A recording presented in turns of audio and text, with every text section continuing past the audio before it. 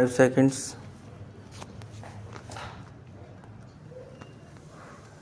Sir, in our constitution, we have guaranteed certain rights and the fundamental rights that are made available to the citizens in India are provided in Part 3 of our constitution. What are the rights that are made available to the citizens? They are the right to inequality before law, right to freedom of speech and expression, to assemble peacefully and without arms, to form associations or unions, to move freely throughout the territory of India, to reside and settle in any part of the territory of India, and practice any profession or carry on any occupation, trade, or business. And there are certain other rights which are made available to the citizens of India.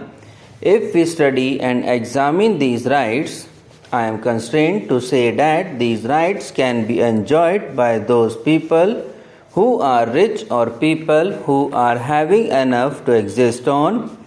These rights unfortunately cannot be enjoyed by the poor people.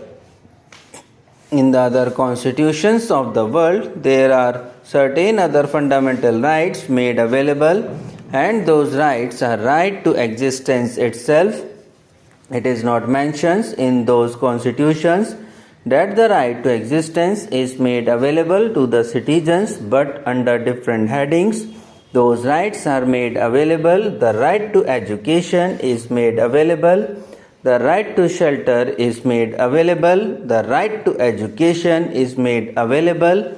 The right to medical assistance is made available.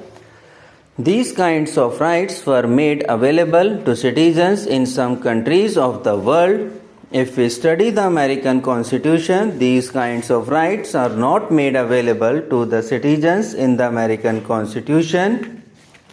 The rights which can be enjoyed by the well-to-do people are available in the American Constitution, but the right which can be enjoyed by the poor people are not made available in the American Constitution. The right to work is not made available to the citizens in America, in spite of the fact that even in America there is unemployment. America is a very vast country having huge resources and very limited population, yet the right to work is not made available to the citizens in America. There are so many socialist countries in the world, and in almost all socialist countries the right to work is also made available to the citizens and a part of national policy under the constitution. The new Russian constitution has gone a step ahead and says that the right to work is the choice of man who wants to work is available to the citizen. In other countries, the choice is not given to the man who wants to work. He can go to the government and ask for a job, and a job is made available to him.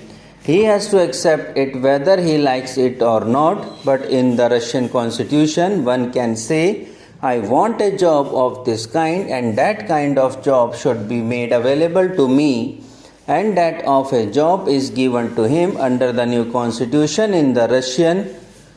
But there is one thing which is to be borne in mind when we take these things into consideration. In all the capitalist countries or the countries which are not socialist countries, the right to work is not made available. And in almost all the countries, the duty to work is not made available. There is no duty cast upon the citizen to do their job, but in all the socialist countries, the right to work is given, as well as the duty to work is also cast upon the citizens. Right to work is also related to the duty to do the work in the socialist countries of the world. I have studied so many constitutions of the world in which the right to work and duty to work is given in only one clause itself. The citizens have a right to work and duty to work in one sentence that is mentioned. Even in China, the duty it cast upon the citizens to work. In the Russia also, the duty is cast upon the citizens to work, and if that duty is not done, the right will not be made available. If we study the concept of the right, it cannot exist unless there is a duty on the other side. If there is a duty, there will be a right, and if there is a right, there will be a duty. Now, the Indian concept of the duty and right is something different from the Western concept. The Indian concept starts from the duty and ends in right, and the Western concept starts from the right and ends in duty. I say, as a son, I have a duty towards my father. When I have a duty towards my father, father gets a right as against me. When a father has a duty towards a son, son gets a right as against the father. This is proper to the Indian concept starts from the duty and ends in right, and the Western concepts start from the right and ends in duty. Subscribe now and press the bell icon.